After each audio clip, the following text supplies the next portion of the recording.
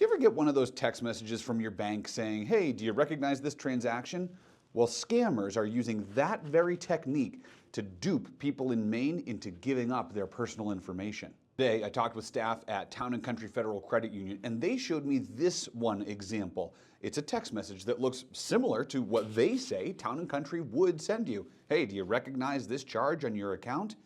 But then the user gets a follow-up text message saying, log into this URL down here and put in your credentials.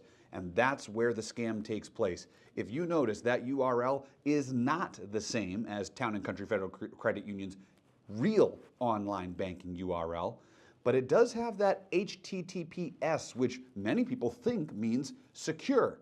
Well, staff at Town & Country told me that some of their clients have clicked on that link, entered their credentials, and then been brought back to the home page. Basically, their credentials had been stolen by scammers who recreated a page that looked just like Town & Country's online banking homepage.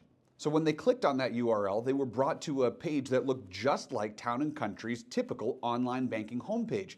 They put in their credentials and nothing happens. They get brought back to the homepage. What they don't know is scammers had just taken those credentials to try to take their money.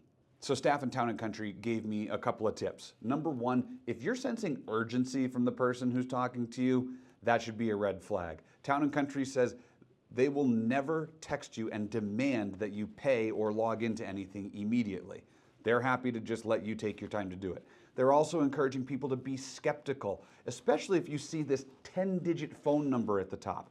They say most financial institutions never text you from a 10-digit number. It's usually from one of those shorter ones called a short code, either a 5 or a 6-digit number that financial institutions and other big companies use to send texts to customers. And lastly, they say two-factor authentication is key. If you have any credentials that you're using to log into sensitive websites of your own, anything dealing with finances, you should set up two-factor authentication. That prevents a scammer from getting into your device specifically to then create problems and possibly take your money.